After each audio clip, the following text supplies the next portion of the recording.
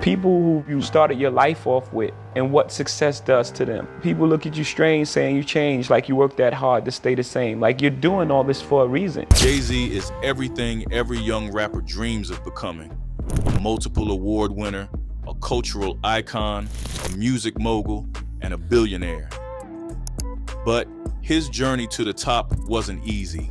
Like anyone who has made it big in the game, Jay had to fight a lot of battles. We're not talking about random disses or petty tweets that rappers make. These were serious feuds and cold wars that shook the entire hip-hop scene. From former friends who turned enemies to protégés who challenged his authority, Jay-Z clashed with many people in the industry. Some of the names on this list you already know about. Others might surprise you. Here's a countdown of the top 7 artists Jay-Z hated the most and the reasons behind their beefs. Number 7, Lil Wayne. Jay-Z had a long-running beef with Lil Wayne, and it all started because of a bruised ego. Back in 2006, Jay wanted to sign Lil Wayne so badly. Wayne's deal with Cash Money was almost up, and Jay thought he could have him. But Wayne decided to stay with Birdman, the guy who raised him in the rap game. Jay didn't see that coming. That alone sparked tension between them. Then Jay came back from retirement to release Kingdom Come, saying he needed to save hip-hop. Wayne, who was one of the hottest rappers at the time, didn't like that. He said, "It's not his house anymore. I'm better than him." That pissed Jay off. 5 years later, Jay got his revenge. He dropped H.A.M., where he rapped, "Really, you got baby money." Everyone knew he was talking about Wayne and Birdman. Wayne hit back in the song "I'm Good" from the Thaw Carter 4 album. He rapped about getting Jay's baby money and kidnapping his wife. The tension escalated really quickly. But here's the weird part. When Wayne sued Birdman for his money, Jay actually helped him out with lawyers. Even though they were beefing, Jay still had his back and nobody knew why. But when people thought they were cool now, Jay did something that showed the beef was far from over. In 2024, the Super Bowl was coming to New Orleans, Wayne City. Everyone thought Wayne would get the halftime show. But Jay's company picked Kendrick Lamar instead, snubbing Lil Wayne in his own backyard. Fans went crazy. Nicki Minaj even got involved, saying Jay was blocking Wayne on purpose. The whole thing looked dirty. Jay never said a word about it. That's how Jay-Z responds to personal attacks. He doesn't argue online or make a scene. He just does what he wants and stays quiet. Sometimes silence hurts more than any diss song ever could. Number 6, 50 Cent. When 50 Cent broke into the rap scene, he announced himself in a way nobody expected. In 1999, he dropped How to Rob, where he dissed every rapper with fame and money, Jay-Z included. Jay was pissed about it. So at Summer Jam, Jay grabbed the mic. "Go against Jigga? Your ass is dense. I'm about $1. What the fuck is 50 Cent? The beef should have been over right there. But Jay knew 50 wasn't going away. He actually told his boys, 50 is coming, and he was right. 50 Cent's first album, Get Rich or Die Trying, sold 5 million copies straight up. Meanwhile, Jay was selling like 400,000 tops. 50 kept running his mouth too. He said Jay's music was golf course music. Boring stuff meant for rich dudes. Then he really rubbed it in. His biggest album sold 400K, mine sold 5 million. There was never a competition. 50 also said in an interview, Jay-Z, he's cool, but his time is up. The torch has been passed. I'm the future of hip-hop. Despite the beef between them, the two still worked and made money together. Tours, commercials, everything. 50 would diss Jay in some magazine, then they'd show up backstage together the following week. Jay pretended like 50 was nothing, but he kept cashing those checks. Two rappers who hated each other, but couldn't stop making money together. Number 5, Nas. Everyone who is into rap music knows about the Jay-Z and Nas fight. In fact, their feud got so personal and so brutal that it changed rap beefs forever. In 2001, Jay-Z released the song The Takeover, where he said Nas was washed up. He said Nas only had one good album, Illmatic, and that the rest was trash.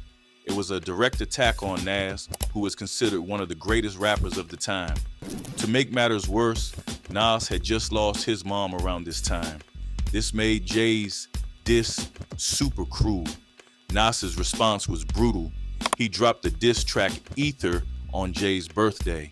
In the song, he completely destroyed Jay-Z, calling him fake and saying he was not from the streets. Nas rapped, "You ain't live it, you witnessed it from your folks' pad. You scribbled in your notepad and created your life." When Jay heard it for the first time, he lost his mind. This song was so vicious and brutal that people started to use the word ether when someone gets destroyed in a rap battle. Jay did not let it slide. He responded with "Super Ugly," where he personally attacked Nas, claiming he had slept with the mother of Nas's daughter. That was too much. The tension was palpable. Even Jay's own mom had to step in to calm down the two warring rappers. But both rappers have settled their beef and are cool now. In 2005, Jay-Z even brought Nas on stage at his concert, where he said, "You know what I did for y'all? For hip-hop, I said, fuck that shit. Let's go, Esco." They shook hands and made peace publicly. Number 4, Fat Joe. Did you know the beef between Jay-Z and Fat Joe started over a basketball game? In 2004, both rappers were supposed to play in a big basketball tournament at Raport Park in New York. Jay-Z had a team full of NBA players, and everyone was excited to see them play against Fat Joe's team. But Jay's team never showed up for the championship game. As a result, Joe's team won automatically. Feeling disrespected, Fat Joe took a subtle shot at Jay-Z in his hit song, Lean Back. He rapped, "My team didn't have to play to win the championship." This was not just harmless bragging. It was actually a sneaky insult at Jay-Z for not coming to the game, and Jay took offense. Later, Fat Joe was working on the song New York with J. Rule and Jadakiss to compete against 50 Cent. He wanted Jay-Z to jump on it, but Jay-Z said no. Fat Joe got snubbed again. But this beef didn't just cost Fat Joe a verse from Jay-Z, it also cost him business opportunities. He lost a sneaker deal with Reebok because the company felt they had to choose sides. As Fat Joe later explained, "If you mess with Jay-Z, people don't know we have subliminal rap beef with Jay-Z, so if you mess with Jay-Z, you can't give me no money because you gotta be loyal to Jay-Z. You gotta be loyal to 50 Cent. That's the Reebok deal that you had in play. Oh, they shut me down with that." After 12 years of cold shoulders, the two rappers finally made up. Jay even agreed to be on Fat Joe's hit song, All the Way Up, showing their feud was over. Number 3, Beanie Sigel. Beanie Sigel was another name on the list of artists Jay-Z hated. But he wasn't just a random rapper on the streets.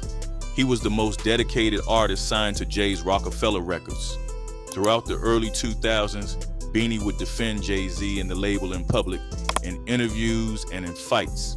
He truly believed they were family. As Beanie put it, "Me being with Rockefeller, the label family, I held on to that. It's like I got something. You know what I mean?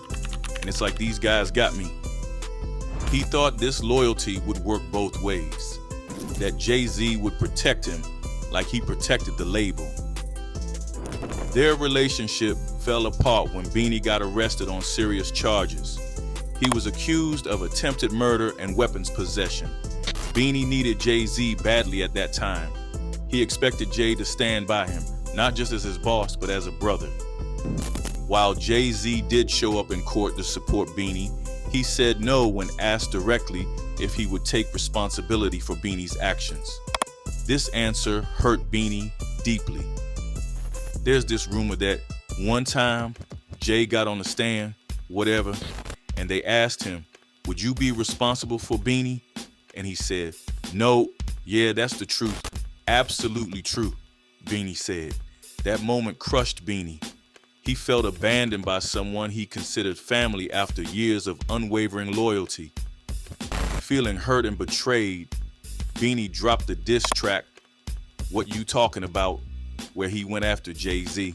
He accused Jay of abandoning him when he needed help most and caring more about business than brotherhood. Jay-Z never responded to the diss track, and that silence made it even more painful for Beanie. Even though they both appeared together at an event in 2015, Beanie said they never really sat down to discuss what happened. There was no apology, no explanation from Jay-Z. Number 2, Cam'ron. Cam'ron and Jay-Z weren't always enemies. They were on the same team at Jay-Z's label, Rockefeller Records. The problem started when Jay's business partner, Dame Dash, made a huge decision without asking him first. He promoted Cam to vice president of the label.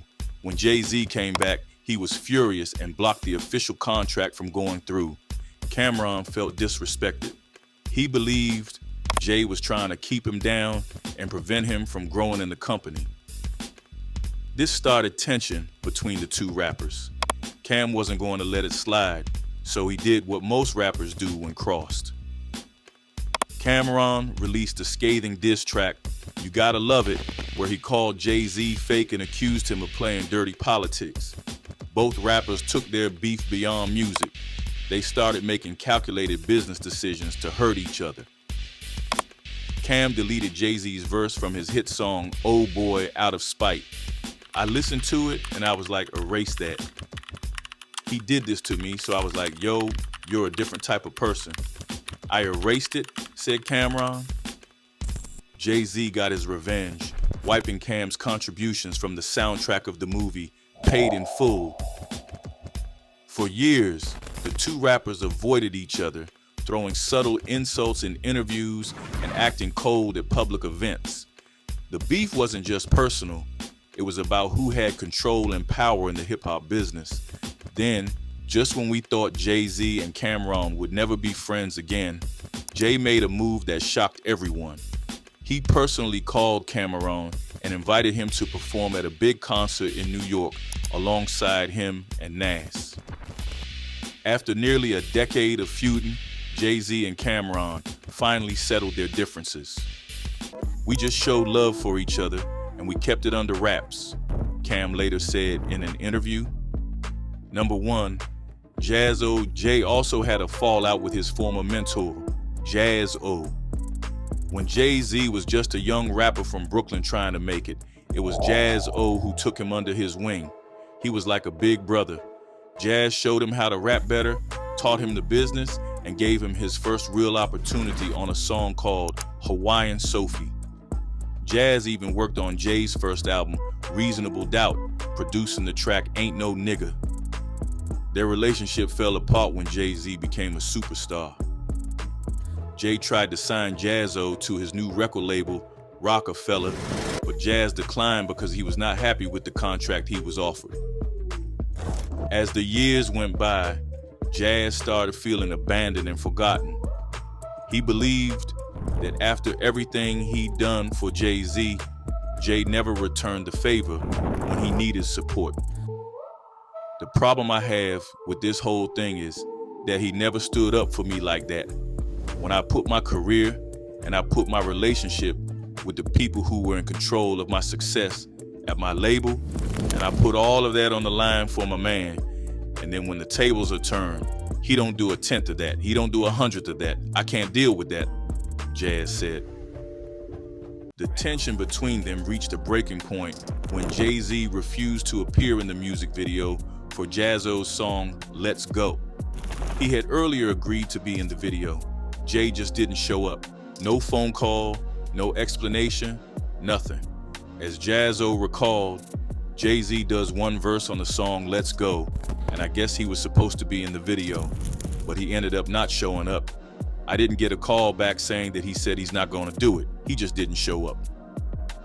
Jazz-O got angry and released the diss track It's Over, where he directly attacked his former protege. Jay-Z responded on his song What More Can I Say, dismissing old mentors trying to benefit from his success.